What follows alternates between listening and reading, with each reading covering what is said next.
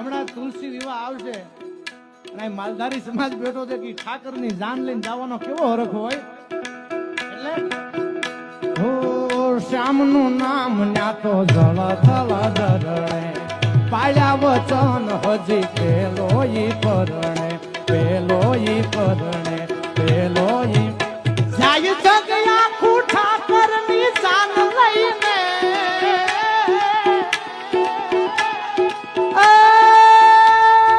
મારા દ્વારકા વાળા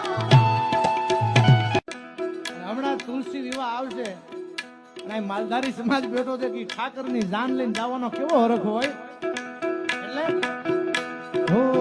શ્યામનું નામ ન્યા તો જળ થલ દરણે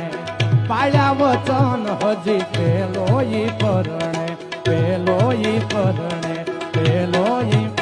જાય જગ આખું ઠાકર